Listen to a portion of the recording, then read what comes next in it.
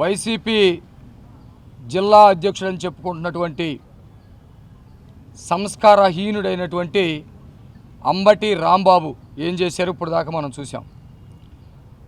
వాళ్ళ ప్రభుత్వంలో ఉన్నప్పుడు ప్రపంచవ్యాప్తంగా ఉన్నటువంటి శ్రీవారి లడ్డుని కల్తీ చేయటమే కాకుండా ఒక్క చుక్క పాలు లేకుండా, పెరుగు లేకుండా, వెన్న లేకుండా కృత్రిమ రసాయనాలతోటి నెయ్యిని క్రియేట్ చేసి దానిని ప్రపంచవ్యాప్తంగా ఉన్నటువంటి భక్తులందరికీ పంచిపెట్టి వాళ్ళ మనోభావాలు దెబ్బతీస్తే సుప్రీంకోర్టు ఆగ్రహించి సిబిఐకి, సిట్కి కేసు అప్పచెబితే ఆ రిపోర్టులో చుక్క నెయ్యి కూడా లేదు అని చెప్పేసి రిపోర్టు వచ్చిన తర్వాత కూడా దాన్ని వక్రీకరిస్తూ ఎక్కడ జంతువుల కొవ్వు కలవలేదని, ఎవరో రిపోర్ట్ ఇచ్చారని అబద్ధపు ప్రచారాలు చేస్తున్నటువంటి క్రమంలో భక్తుల మనోభావాలు కాపాడటానికి, రాష్ట్ర పరువు ప్రతిష్టలు కాపాడటానికి, శ్రీవారి యొక్క సాంప్రదాయాల్ని కాపాడటానికి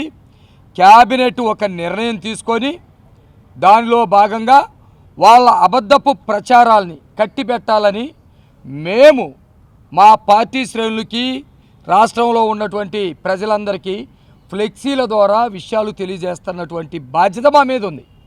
మేము ఆ పనే చేశాం. చిల్లీస్ సెంటర్లో ఒక ఫ్లెక్సీ కట్టాం.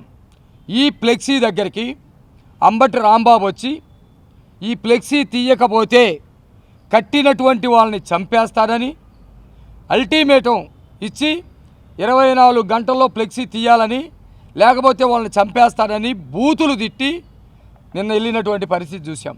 అయినా కూడా ప్రభుత్వంలో ఉన్నాం కాబట్టి సమన్వయం పాటించాం. మేము సైలెంట్గా ఉన్నాం. మరలా ఈరోజు వచ్చి ఫ్లెక్సీ ఎవడు వస్తాడో రండి నేను తీస్తున్నానని చెప్పేసి ఒక అల్లర్లు సృష్టించే విధంగా అక్కడ ప్రవర్తించాడు.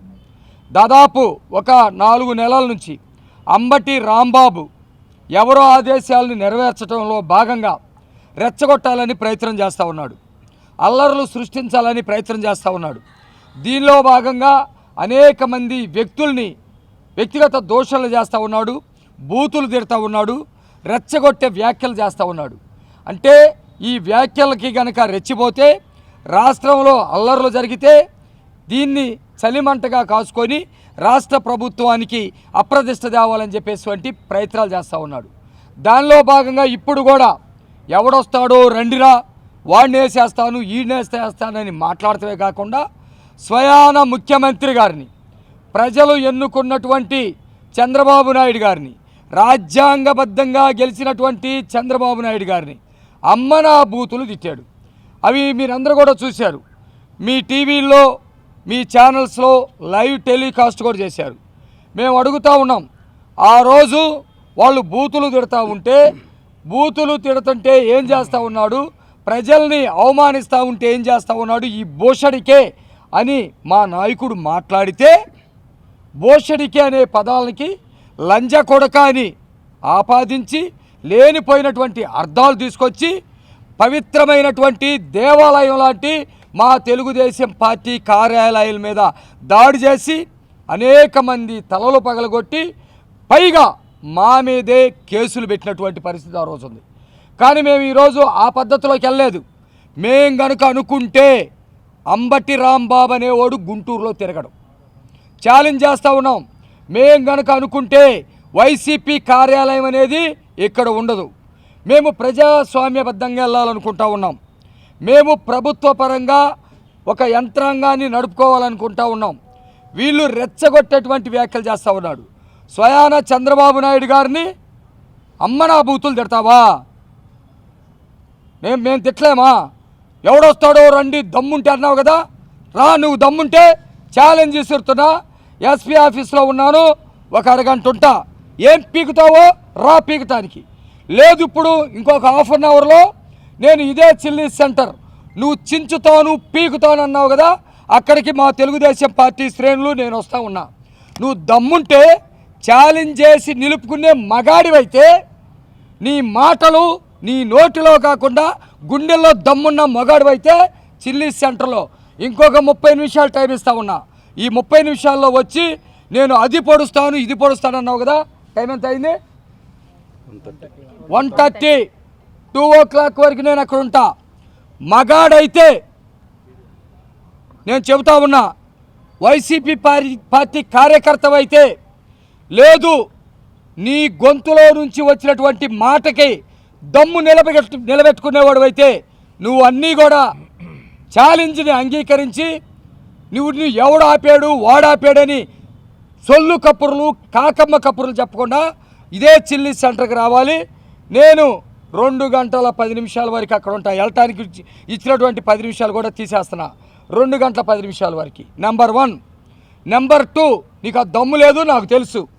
నెంబర్ 2, నువ్వు ఇమ్మీడియట్లుగా చంద్రబాబు నాయుడు గారి మీద వాగినటువంటి వాగుళ్ళకి ముసలితనం అవ్వటం వల్ల, లేకపోతే జగన్మోహన్ రెడ్డి తాయిలాలకి ఏ పొద్దున ఆకర్షిత అవటానికో, లేకపోతే ఏదో అనవసరంగా ఊహించుకుంటా మాట్లాడేవని నాలే కొరుక్కొని నువ్వు క్షమాపణ చెబితే అంతవరకు ఆలోచిస్తాం.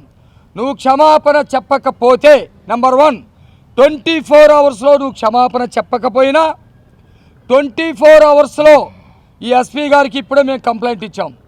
నెంబర్ 1, ముఖ్యమంత్రి గారిని రాజ్యాంగబద్ధంగా ప్రజలు ఎన్నుకున్నటువంటి ముఖ్యమంత్రి గారిని అసభ్య పదజాలంతో దూషించినటువంటి లైవ్లో సాక్ష్యాలు ఉన్నటువంటి అంబటి రాంబాబు మీద చట్టపరమైనటువంటి చర్యలు 24 అవర్స్లో తీసుకోకపోయినా నెంబర్ 1 యంత్రాంగ పరంగా, రెండోది వాడు క్షమాపణ చెప్పకపోయినా అంబటి రాంబాబు ఇల్లును ముట్టడిస్తాం.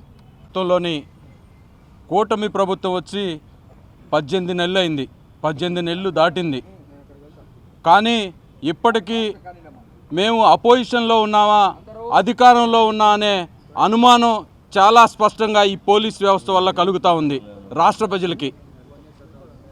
చంద్రబాబు నాయుడు గారు ముఖ్యమంత్రిగా ఉండగా ఆయన్ని అంబటి రాంబాబు ఇప్పుడే ఎంత భయానకంగా అబ్యూజ్డ్ లాంగ్వేజ్ వాడాడో రాష్ట్ర ప్రజలంతా చూశారు. గతంలోనే ఈ వైసీపీని సమూలంగా నాశనం చేయాలి, శాశ్వతంగా నిర్మూలించాలని చెప్పి పిలుపుయటం జరిగింది.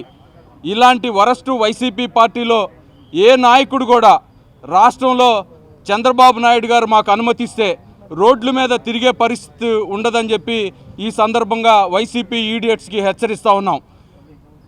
మేమే బాధితులం, మేమే అధికారంలో ఉన్నాం, కంప్లైంట్ ఇచ్చే పరిస్థితి అంటే చాలా షేమ్గా ఉందని చెప్పి ఈ సందర్భంగా ఇది పోలీస్ డిపార్ట్మెంట్కి ఇజ్జత్కి సవాలని చెప్పి ఈ సందర్భంగా తెలియజేస్తూ ఉన్నాం. గుంటూరులో ఉన్న ఎస్పీ గారు కానీ డీజీపీ గారు కానీ వాళ్ళకే ఇది సవాల్ విసిరినట్టుగా ఉంది ఈ అంబటి రాంబాబు. గతంలో తెలుగుదేశం కార్యకర్త, చిన్న కార్యకర్త కిరణ్ భారతిని ఒక మాట అంటే వెంటనే క్షమాపణ చెప్పినా కూడా క్షమించకుండా ఈ మంచి ప్రభుత్వం అతన్ని జైలుకి పంపించింది. ఇప్పుడు రాబోయే రోజుల్లో రేపా ఎల్లుండా ఇమీడియట్గా ఈ అంబటి రాంబాబుని జైలుకి పంపించకపోతే తీవ్ర పరిణామాలు ఉంటాయని చెప్పి సందర్భంగా హెచ్చరిస్తూ ఉన్నాం. లడ్డు అని చెప్పేసి ప్రతి ఒక్కరు కూడా, అట్లానే సుప్రీంకోర్టు కూడా సిట్టు ద్వారా తెలియజేసింది. అయితే మేమందరం కూడా తెలియజేయడానికి రాష్ట్రంలో ప్రతి చోట కూడా ప్రజల్ని మరి ఒప్పించడానికి చేసినటువంటి వైసీపీ ప్రయత్నాలని మేమందరం కూడా ఈ లడ్డులో ఎక్కడా కూడా ఆవు పాలు కానీ, ఆవు పాలు ద్వారా వచ్చిన నెయ్యి కానీ ఎక్కడా కూడా లేదు.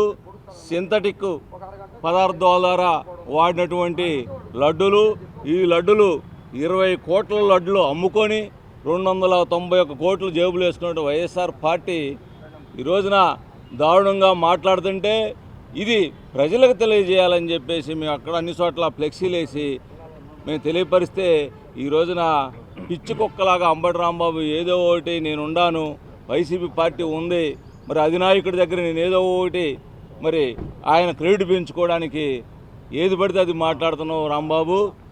ఇది నువ్వు మాట్లాడటం అనేది చంద్రబాబు నాయుడు గారిని మాట్లాడావు. మా నాయకుడు మీకు మొట్టమొదటి నుంచి కూడా నోరు అదుపులో పెట్టుకో, నోరు అదుపులో పెట్టుకోకపోతే నీ నాలుగు సీలేసే పరిస్థితి వచ్చింది. ఈ రోజున మీ అందరం కూడా చెప్తున్నాం, మా నాయకుడు కూడా చెప్పారు, ఇప్పుడు సిల్లీస్ దగ్గరికి వస్తున్నాం. నీకు దమ్ముంటే, మీ వైసీపీ నాయకులకు దమ్ముంటే మేము వస్తున్నాం, మీరు రండి. నీ మాటలు ఏదైతే చెప్పావో దాన్ని నిరూపించుకునే ధైర్యం దమ్ము నీకుందా? ఊరకుక్కలాగా మాట్లాడటం కాదు.